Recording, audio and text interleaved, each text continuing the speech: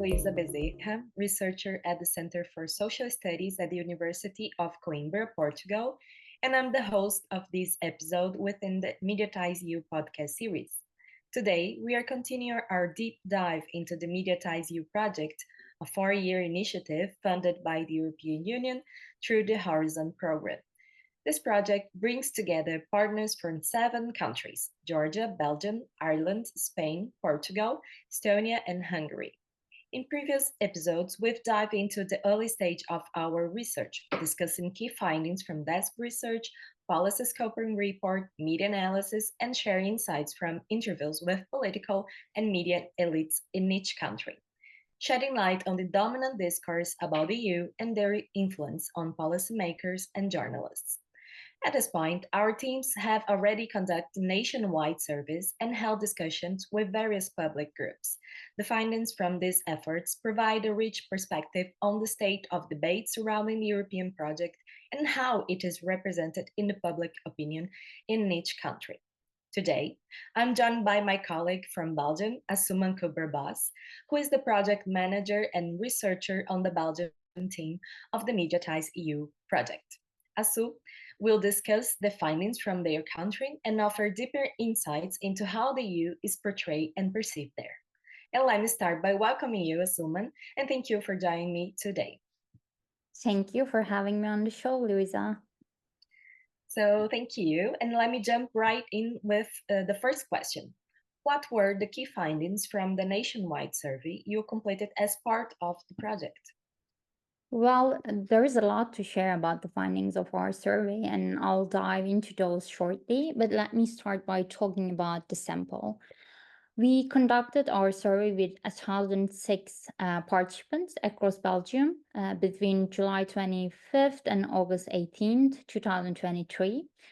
Our sample was carefully designed to represent the Belgian 18 plus population, taking into account factors like age, sex, education level, and province.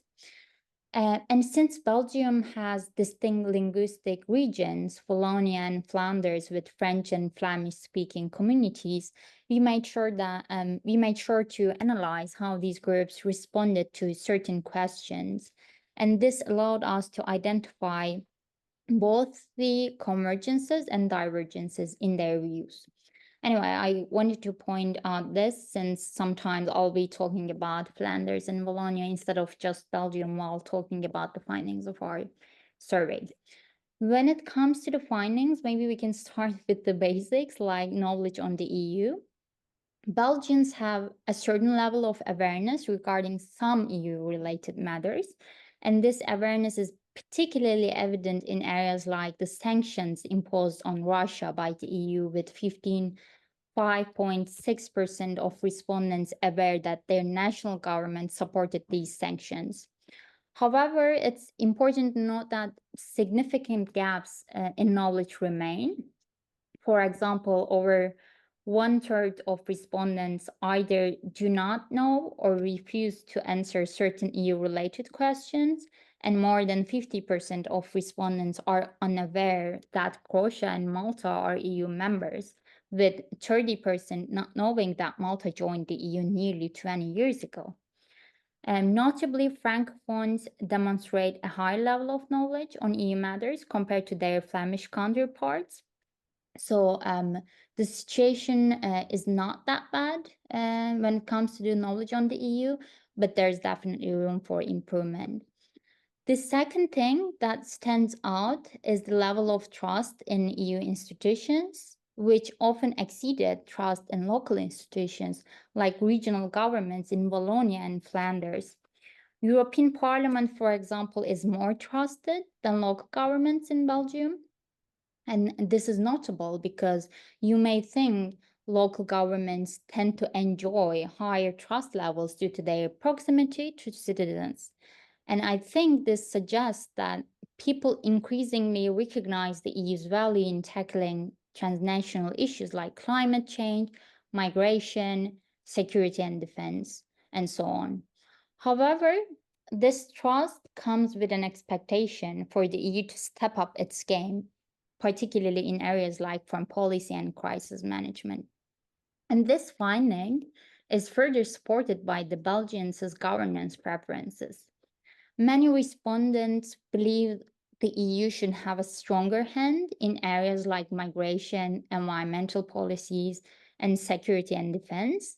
And these are all issues that transcend national borders, right? And there is a growing awareness that the EU is actually better positioned to address them than individual member states, which is again supported by the level of support Belgians have for further EU integration, since almost half of the respondents, around 46.8%, support deeper EU integration, with some differences between regions. Francophones, as expected, showed stronger support for further EU integration, like around 50.6%, whereas Flemish-speaking respondents was at 43.4%. And this highlights how linguistic divisions influence attitudes towards the EU, which is also in line with the findings of our media analysis. I'm not going to go into the details of those, as we already shared them in another Mediatized podcast episode, and our audience can find a link of that episode down below in the description section. Maybe one last thing to be mentioned here, Luiza, you already know this, but maybe for our audience, we gave some of the statements we used at the elite interview stage to the respondents to be able to see how the discourses we found in the Belgian media resonate among them as well, not just among elites, namely politicians and journalists. And here we found out a very interesting group in the population that we call conditional EU optimistic group. This group does not show a clear optimistic position or full support. It does, but it does have optimism towards the EU. For example, they think Frontex does not respect human rights, but they still emphasize the positive things that the EU should do, such as accepting Georgia, Moldova, and Ukraine as member states, and continued support to LGBTQI people, human rights, democracy, and other EU core values. This group is really interesting because they are neither Eurosceptic nor fully European, which is why we added specific recommendation for this group for the EU policymakers, and I'll get into that later on. Anyway, overall, I can tell that the support for the EU within Belgian population is quite high, though it's somewhat cooler compared to the support that the Belgian elites have. And that's it. I'll stop here so that we have enough of time for the remaining questions. Thank you. So that was really interesting. And could you share the key outcomes from the civic discussions you conducted? What were the characteristics of the group involved in the event? And what would you say are the main takeaways from those discussions? Sure. So our civic discussion brought together a diverse group of participants, including journalists covering local, national, and international news, as well as academics specializing in media, sociology, international relations, and politics. This mix, I would say, ensured a wide array of perspectives and expertise, since our findings are quite nuanced. It's not like black and white. And Belgium is a unique case in the sense that it is a federalized country with power very much divided between different bodies, such as local governments. A significant point of the discussion during the SERA meeting or event was the portrayal of the EU as a geopolitical actor. Our media analysis, interviews, and survey data suggest that while the EU is increasingly viewed as important for foreign policy and security, its actual authority in these areas remains limited. So the EU's authority over foreign policy, intelligence, military, and security is constrained by mandated authority and budgets. And this disparity between public expectations and institutional capabilities was highlighted as a critical issue. So citizens expressed a desire for the EU to play a more substantial role in foreign policy and security, and this Yet the EU currently lacks the mandate and resources to fully meet these expectations. Another thing was the concept of weaponizing security and migration within the EU. Our participants noted that this strategy, like weaponizing this migration issue, has a dual potential to stigmatize certain groups and create exclusionary narratives or discourses, while also uniting Europeans and supporting vulnerable countries facing external aggression, such as Russian aggression. And our data indicated that the weaponization of these issues is a powerful tool in shaping public perception and policy. Another area of discussion was trust, both in the EU and in media actors, let's say. The journalists, in our case, are very much trusted, uniquely trusted, I would say, by the public and seen as a critical player in bridging gaps between EU institutions and citizens by the participants. However, participants noted the need for deeper reporting on EU issues and greater specialization among journalists to foster informed debate, essentially. I would say the one thing that should be mentioned here, the main, I would say, takeaway was to really engage with citizens. The EU and media must make its policies relatable, focusing on transparency and accessibility while addressing the real concerns of everyday Europeans, essentially. Thank you, Asu.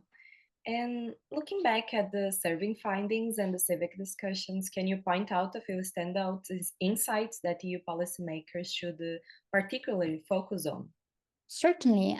One of the standout insights is the need to emphasize the benefits of collective actions. The EU, what I mean here is that the EU should continue to emphasize the importance of collective action, especially in light of the positive recognition this approach has gained since COVID-19 pandemic. Belgian citizens and elites alike have seen the benefits of working together as a union, particularly in securing better deals and outcomes for Europe as a whole, and highlighting successful examples of collective action can actually further solidify the EU's image as a unified entity capable of addressing challenges and crises more effectively than individual member states could do alone. Another important thing is to engage with conditionally pro-EU groups. So a key focus for the EU should be engaging with groups and citizens that hold a conditional optimism towards the EU. These individuals, as I mentioned, support EU's enlargement, particularly regarding Georgia, Moldova, and Ukraine, and appreciate the EU's commitment to LGBTQI rights, minority protection, and democracy. However, they express concerns about the actions of Frontex, which they perceive as conflicting with the EU's core value of human rights, right? And given that Belgian citizens expect the EU to take more responsibility for shaping migration policies, it's essential, I think, to address these concerns transparently and demonstrate a commitment to upholding human rights within all EU operations, including Frontex. Public expectations for a stronger EU role in security and foreign policy are another area to address. While institutional constraints exist, as I said before, policymakers must communicate these limitations transparently while exploring ways to expand the EU's capacity to meet these demands. And when I say here transparently, I also mean the EU budget, being transparent about how the budget is being spent and so on. Another thing is tailor-made communication, another crucial thing, I would say, because the regional differences in attitudes towards the EU, such as those between Flemish and Francophone speakers in Belgium, show us that one size fits all approaches won't work in the case of Belgium, and messaging must resonate locally while emphasizing shared European values. Finally, the high trust in journalists in Belgium is a significant asset, I would say, and policymakers should leverage this trust by supporting media initiatives that provide in depth, balanced, and objective coverage of EU issues. Funding and encouraging projects that explore the EU's role in these areas that I mentioned, like climate change, migration, and digital transformation, and foreign policy can help align public perception with institutional realities. Um, and and yeah, I think by addressing these insights, policymakers can better align the EU with the hopes and concerns and expectations of its citizens, ensuring that the union remains not just relevant but integral to solving the challenges of the future, essentially.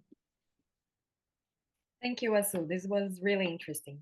Thank you. At this point, our discussion has come to an end, and I would like to take the opportunity to thank you, Asu, for taking the time to join me. And if you are interested to know more about the project and the people behind it, accessing a summary of our key results, finding our research publications, all you have to do is visit our website at MEDIATIZED EU, subscribe to our newsletter, and follow us on Twitter at MEDIATIZE_EU. Thank you.